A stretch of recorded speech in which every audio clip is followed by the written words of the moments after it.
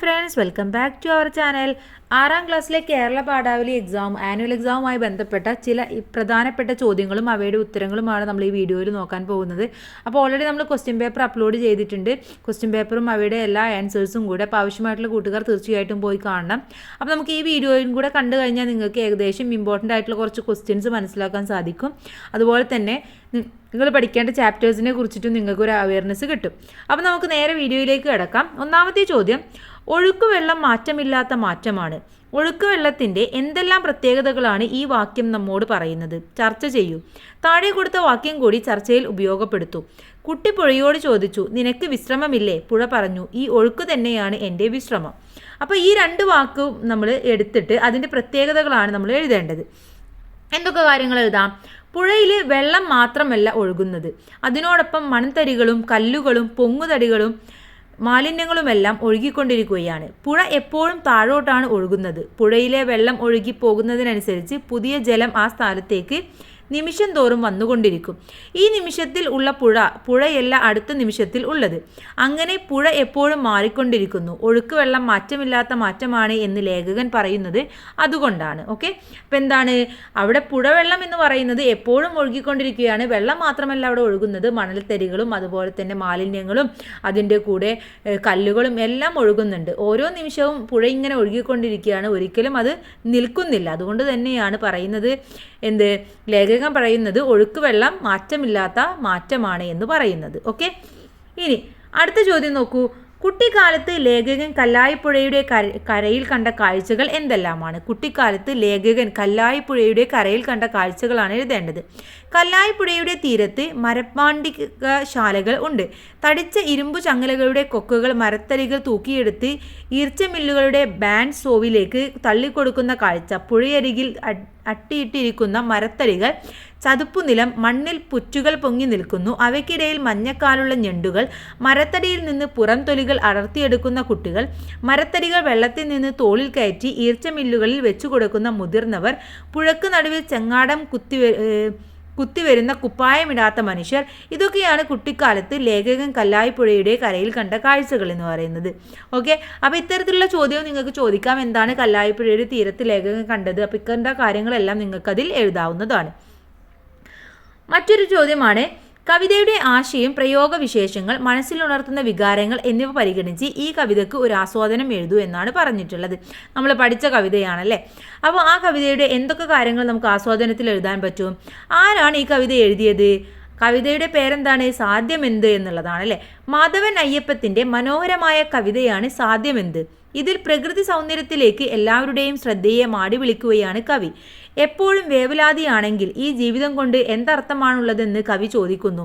പുഞ്ചിരിച്ചു നിൽക്കുന്ന പ്രഭാതവും പൂഞ്ചിറക് വിടർത്തുന്ന കിളിയും പൂക്കൾ നിറഞ്ഞ വനിയുമെല്ലാം മനോഹരമായ കാഴ്ചകളാണ് നമുക്ക് സമ്മാനിക്കുന്നത്.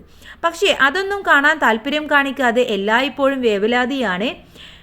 ഈ ഓട്ടത്തിനിടയിൽ നമുക്കുള്ള തലോടൽ നാം അറിയാതെ പോകുന്നു. പക്ഷേ കുട്ടികളെല്ലാം ആസ്വദിക്കുന്നു. പുല്ലുമായ വിരിച്ച് വിളിക്കുന്ന താഴ്വരയും തലോടൻ മാടി വിളിക്കുന്ന താമരക്കുളവും കാഴ്ചയുടെ ഉത്സവങ്ങളാണ് സമ്മാനിക്കുന്നത്. മേഘത്തുണ്ടുകളിൽ അസ്തമയ സൂര്യൻ മഴവില്ല് വരച്ചു കളിക്കുമ്പോഴും ആട് മേയ്ക്കുന്ന പെൺകിടാവിൻ്റെ പാട്ടിൽ വെയിൽ അലിഞ്ഞു ചേരുമ്പോഴും കുന്നിൻ്റെ ചെരുവിലെ പാറ നമ്മെ വിളിക്കുകയാണ്. നിൽക്കാതെ ഓടുന്ന നമ്മളെ കണ്ടിട്ടാണ് കിളികൾ കളിയാക്കി ചിരിക്കുന്നത്. സുഗന്ധം പരത്തി മുല്ലപ്പൂക്കൾ വിരിഞ്ഞു നിൽക്കുമ്പോഴും രശ്മികൾ നീട്ടി നക്ഷത്രങ്ങൾ നമ്മെ നോക്കി ചിരിക്കുമ്പോഴും നമുക്ക് ഒട്ടും ശാന്തിയില്ലെങ്കിൽ നമുക്ക് ഈ ഭംഗി ആസ്വദിക്കാൻ കഴിയില്ല. അഥവാ നമുക്ക് എപ്പോഴും പ്രകൃതിയുടെ ഭംഗി ആസ്വദിക്കാൻ കഴിയുന്നത് നമ്മുടെ മനസ്സിൽ ആ ഒരു ഭംഗി ഉള്ളപ്പോഴാണ്. ഭംഗി എന്ന് പറഞ്ഞാൽ നമ്മുടെ മനസ്സിന് ശാന്തിയും സമാധാനവും ഉണ്ടാകുമ്പോൾ മാത്രമേ നമുക്കൊരു കാര്യം ആസ്വദിക്കാൻ സാധ്യമാവുകയുള്ളൂ. അല്ലെങ്കിൽ നമ്മളത് കാണുക മാത്രമേ ചെയ്യുകയുള്ളൂ, അവിടെ ആസ്വാദനം നടക്കില്ല. അപ്പോൾ അതൊക്കെയാണ് ഈ ഒരു കവിതയിലൂടെ പറയുന്നത്. മറ്റൊരു ചോദ്യം നോക്കൂ. ഇതൊരു താരതമ്യ കുറിപ്പാണ്. താഴെ കൊടുത്ത വരികൾ താരതമ്യം ചെയ്ത് കുറിപ്പ് തയ്യാറാക്കുക. കാഴ്ച വെക്കുവാൻ മുത്തുകളേന്തി കാട്ടുപുല്ലുകൾ നീളവേ നിൽക്കെ സാധ്യമെന്ത് എന്നതിലെയാണ്. അതുപോലെ തന്നെ പുല്ലുകളെങ്ങുമീ നിങ്ങളാൽ മിന്നുന്ന കൽമുടി ചൂടിന റാണിമാരായി മഞ്ഞുതുള്ളിയിലെയാണ്. ഈ രണ്ട് കവിതയുടെ വരികളും കൂടെ താരതമ്യം ചെയ്താണ് കുറിപ്പ് തയ്യാറാക്കേണ്ടത്. ഇത്തരത്തിലുള്ള ഒരു താരതമ്യക്കുറിപ്പ് നിങ്ങൾക്ക് ക്വസ്റ്റ്യൻ പേപ്പറിൽ കാണാവുന്നതാണ്. അപ്പോൾ നമുക്ക് എന്തൊക്കെ കാര്യങ്ങൾ എഴുതാം? പ്രഭാതത്തിലെ മനോഹരമായ ദൃശ്യങ്ങളെയാണ് ഇരു കാവ്യങ്ങളിലും വർണ്ണിക്കുന്നത്. മഞ്ഞുതുള്ളികൾ ഏന്തി നിൽക്കുന്ന കാട്ടുപുല്ലുകളുടെ സൗന്ദര്യമാണ് ഇവിടെ കവികൾ പറയുന്നത്. നമുക്ക് ദൃശ്യഭംഗി ഒരുക്കാനായാണ് കാട്ടുപുല്ലുകൾ മഞ്ഞുതുള്ളികളാകുന്ന മുത്തുകളേന്തി നിൽക്കുന്നതെന്നാണ് സാധ്യമെന്ത് എന്ന കവിതയിൽ കവി സങ്കല്പിക്കുന്നത്. പുല്ല് തൻ്റെ രംഗഭംഗി എല്ലാവരെയും കാണിക്കാനാണ് നിൽക്കുന്നത്. മഞ്ഞുതുള്ളി എന്ന കവിതയിൽ രത്നകിരീടം അണിഞ്ഞ റാണിമാരെ പോലെയാണ് മഞ്ഞുതുള്ളികൾ. പുൽക്കൊടി തലപ്പത്ത് തിളങ്ങുന്നതെന്തെന്നാണ് ഉള്ളൂർ സങ്കല്പിക്കുന്നത്. മഞ്ഞുതുള്ളികൾ അണിഞ്ഞു നിൽക്കുന്ന പുല്ലിൻ്റെ ഭംഗിയാണ് ഇവിടെ ഇരു കവികളും വർണ്ണിക്കുന്നത്. അപ്പോൾ ഒരു 2 കവിത തന്നിട്ട് അതിനൊരു വർണ്ണന അല്ലെങ്കിൽ താരതമ്യക്കുറിപ്പ് എഴുതാൻ പറഞ്ഞു കഴിഞ്ഞാൽ 2 കവിതകളിലും എന്താണോ പറയുന്നത് എന്നാണ് കൂട്ടുകാരി എഴുതേണ്ടത്. മറ്റൊരു ചോദ്യം ലഘുകുറിപ്പ് തയ്യാറാക്കാനാണ്. വടക്കേ മലബാറിൻ്റെ നൂറ്റാണ്ടുകൾ പഴക്കമുള്ള തനതു കലാരൂപമാണ് തെയ്യം. കാസർഗോഡ്, കണ്ണൂർ ജില്ലകളിലാണ് ഈ അനുഷ്ഠാന കല കൊട്ടിയാടുന്നത്. ദൈവം എന്നതിൻ്റെ വാമൊഴി രൂപമാണ് തെയ്യം. മനോഹരമായ മുഖത്തെഴുത്തും കുരുത്തോലകളും പൂക്കളും മറ്റും ഉപയോഗിച്ചുള്ള അടയാഭരണങ്ങളും തെയ്യത്തിനുണ്ട്. ചെണ്ട, ചേങ്ങില, ഇലത്താളം, കുറുങ്കുഴൽ, തകിൽ തുടങ്ങിയ വാദ്യോപകരണങ്ങളും ഈ അനുഷ്ഠാന കലയിൽ ഉപയോഗിക്കുന്നു. തെയ്യം എന്ന കലാരൂപത്തെക്കുറിച്ച് തന്നിരിക്കുന്ന കുറിപ്പ് വായിച്ചില്ലേ? നിങ്ങൾക്ക് പരിചയമുള്ള ഏതെങ്കിലും ഒരു കലാരൂപത്തെക്കുറിച്ച് ലഘു കുറിപ്പ് തയ്യാറാക്കാനാണ് പറഞ്ഞിട്ടുള്ളത്.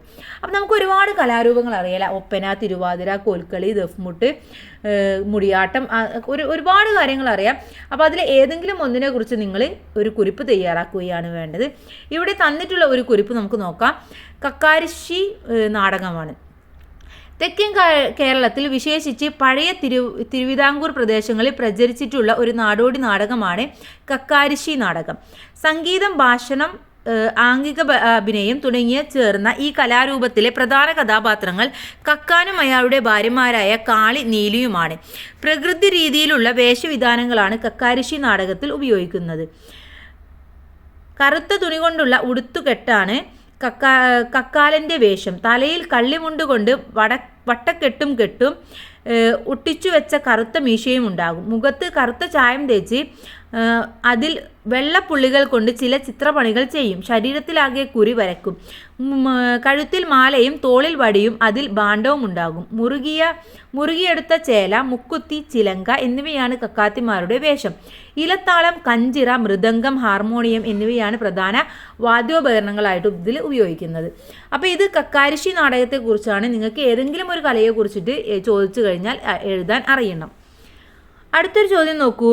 ഇവിടെ എൻ പ്രഭാകരൻ്റെ ഇന്നത്തെ തലമുറ ഉപയോഗിക്കുന്ന ഉപകരണങ്ങളെക്കുറിച്ച്, അഥവാ ഫോണ്, അതുപോലെ തന്നെ ഇൻ്റർനെറ്റ്, കമ്പ്യൂട്ടർ, TV ഇതിൻ്റെ ഉപയോഗത്തെക്കുറിച്ചിട്ടാണ് പറയുന്നത്. പുതിയ തലമുറയുടെ വായനയെ പറ്റിയുള്ള അഭിപ്രായം വായിച്ചുവല്ലോ. ഈ അഭിപ്രായം വിശകലനം ചെയ്ത് കുറിപ്പെഴുതുക എന്നാണ് പറയുന്നത്. അഥവാ ഇന്നത്തെ തലമുറ എന്ന് പറയുന്നത് വായനാശീലം തീരെ ഇല്ലാത്തവരും അതുപോലെ തന്നെ ഇൻ്റർനെറ്റിൻ്റെയും മൊബൈൽ ഫോണിൻ്റെയും ലോകത്ത് ജീവിക്കുന്നവരുമാണെന്നാണ് ആ ഒരു കുറിപ്പിൽ പറയുന്നത്. അപ്പോൾ അതിനെ നമുക്കൊന്ന് വിശകലനം ചെയ്തിട്ട് ഒരു അഭിപ്രായ കുറിപ്പാണ് നിങ്ങൾ തയ്യാറാക്കേണ്ടത്. എങ്ങനെ എഴുതാം? അനാവശ്യ വസ്തു എന്ന് ഒരു കാലത്ത് വിലയിരുത്തപ്പെട്ടിരുന്ന മൊബൈൽ ഫോണുകൾ ഇന്ന് അത്യാവശ്യ വസ്തുക്കളുടെ പട്ടികയിൽ സ്ഥാനം പിടിച്ചു കഴിഞ്ഞു. ചില സന്ദർഭങ്ങളിൽ ഏതെങ്കിലും ഏറെ ഉപകാരപ്രദമായ ഈ ഉപകരണം നമ്മുടെ കുട്ടികൾക്കിടയിൽ ഉണ്ടാക്കുന്ന സ്വാധീനം ചെറുതല്ല. കൂട്ടുകാരുടെയും കളിച്ചു മരത്തിൽ കയറിയും പൂമ്പാറ്റകളെ പിടിച്ചു നടക്കുന്ന ഒരു ബാല്യകാലം നമ്മുടെ കുട്ടികളിൽ അന്യമായിരിക്കുന്നു. നല്ല പുസ്തകം നല്ല വഴി തുറക്കുന്നു. നല്ല വഴിയിലൂടെ നടന്നാൽ നന്നായി വളരും, വലുതാകും, മിടുമിടുക്കരാകും, ലോകത്തിൻ്റെ വിളക്കുകളാവും, വഴികാട്ടുകളുമാവും, ആനന്ദത്തിൻ്റെ നിറകുടങ്ങളാവും. എന്നാൽ പുസ്തകങ്ങളെ ഇന്ന് കുട്ടികൾ അന്യമാക്കിയിരിക്കുന്നു. അഥവാ പുസ്തകം വായിച്ചു കഴിഞ്ഞാൽ നമുക്ക് ഒരുപാട് ഗുണങ്ങളുണ്ട്. പക്ഷേ ഇന്നെന്താണ് പുസ്തകം എന്ന് പറയുന്നത് ഇന്നത്തെ തലമുറയുടെ വളരെ അകലമാണ്, വളരെ അന്യമായ ഒരു വസ്തുവായിട്ടാണ് കാണുന്നത്. അവരെപ്പോഴും മൊബൈലിൻ്റെയും മറ്റും ലോകത്താണ് ജീവിക്കുന്നത്. അപ്പോൾ അതിനെക്കുറിച്ചിട്ടാണ് നിങ്ങളിവിടെ ഒരു അഭിപ്രായക്കുറിപ്പ് തയ്യാറാക്കേണ്ടത്. അടുത്തൊരു ചോദ്യം. നാം ഇതിനെപ്പറ്റി പലപ്പോഴും ജനങ്ങളെ അറിയിച്ചിട്ടും ഇതേവരെ നിങ്ങളാരും അതിനെ വേണ്ട പോലെ കേൾക്കുന്നില്ലല്ലോ.